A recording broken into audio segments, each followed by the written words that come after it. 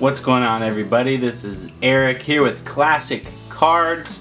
We have a video response today for John Mangini. Great guy over with the Mangini Collection, John Mangini channel. Definitely check him out if you haven't. I'm sure you already have though. So he tasked us to kind of give us a little info, talk about a player that we might not have known about or might not have heard about. So today, my choice was Bobby Morgan. Now, some of you may know Bobby Morgan. He's in certain iconic sets, such as 52 Tops. As you can see here, it looks just like this, except this is an on-card auto I pulled out of a much recenter product. And he's in a 53, I believe, maybe 54. He has a couple cards. So Bobby Morgan is going to be my choice. I know when I pulled this card, I wasn't familiar with him. So that works for me as far as this video response. And for all you guys who do know about Bobby Morgan, I hope that some of this info is new to you as well. So Bobby Morris Morgan, or Robert Morris Morgan, born June 29th, 1926, is an American League former professional baseball infielder.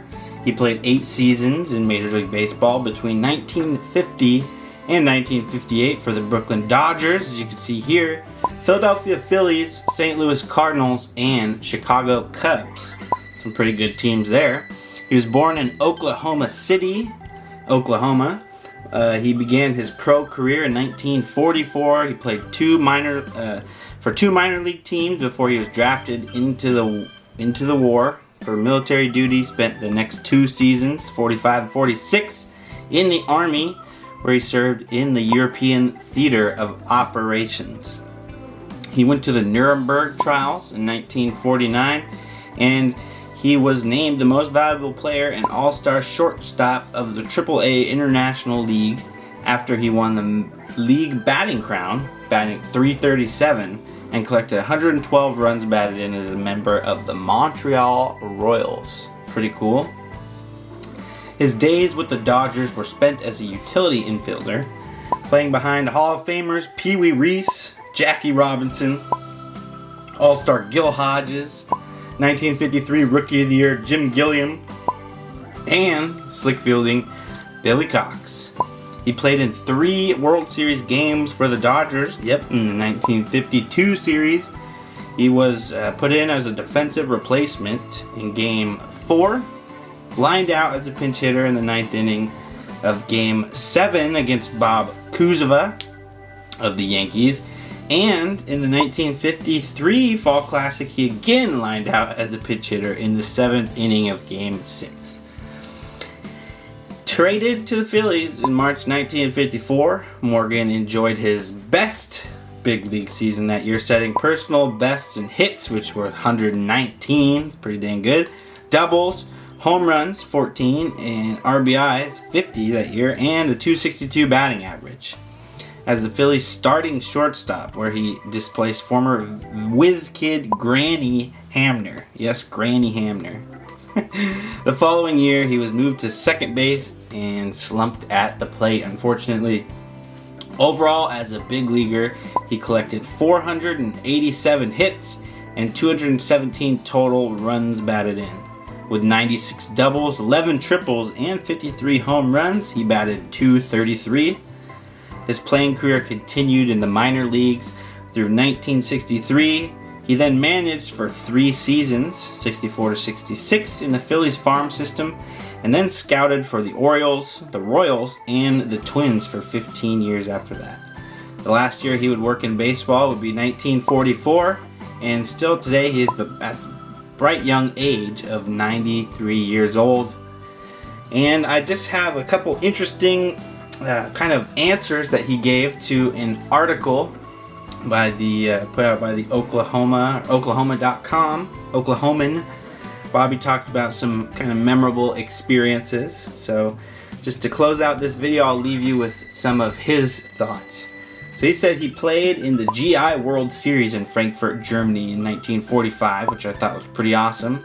He said they had a baseball team form after the war. Their 26th Infantry Division played the 508th Parachute Infantry Regiment, paratroopers in the GI World Series, and he said they kicked their butt. I said but, he didn't. It was a thing to entertain the troops. Thought that was cool. He also said we had to go to work in the off season and we didn't make much to live on, so he worked at a Wilson Packing Company for a couple years. He said furniture store 1 year and a dock 1 year. He said you have to have something to get you through the winter. Best player he ever saw, he asked. When he was asked, he answered, it has to be Willie Mays. He actually went on to say Willie Mays made the finest catch he ever made of his life off of him in 1952, and no, he is not referring to the catch.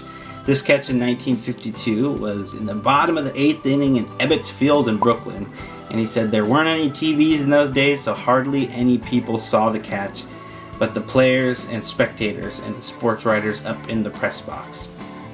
That was pretty crazy. That would have been crazy to see that, especially I believe Willie Mays considers that his best catch, not even the catch.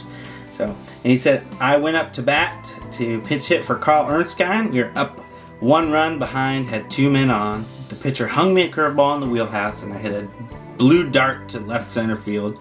And Willie Mays ran over and ran down the center track by the left field fence and dove headlong, caught the ball, tumbled down the center track, and turned over 2 or 3 times and knocked himself out. I ran around the bases, and the umpire ran out to left center field, turned Willie Mays over on his back, and the ball was in his glove, so he signaled I was out. Bobby said, it always happens to a 250 hitter. Why couldn't it happen to a 390 hitter? And then the last thing that I will leave you guys with, again, this was Bobby Morgan and a little bit about him. Thought this tidbit was a little interesting, especially considering, thinking about the hobby now, and a lot of people do TTMs and stuff like that, so of course, we're talking baseball cards as well. And he said, I still get mail with bubble gum cards to sign. I have 5 bubble gum cards out made by Topps Card Company, he said. So 5 Topps cards, I guess. I get about 10 or 12 letters a week with people wanting me to sign the card. You would be surprised the stuff I get in the mail. Well, I certainly appreciate you for being a part of baseball history, Bobby, and I know, being in the 52 top set, I'm sure he's not a super unknown person, but still, not anywhere near a superstar or anything like that back in the day. But I pulled this, I thought that was cool. This is a card that you guys will be seeing me pull really, really shortly here on the channel, so this is kind of a sneak peek. And also insight as to a little research I got to do. Thanks again, John, for letting us share this kind of little project, have a nice discussion, and learn about these different players that we really wouldn't have known about.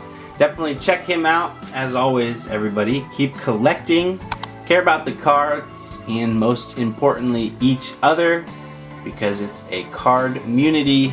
We'll see you guys tomorrow for another video. See you later.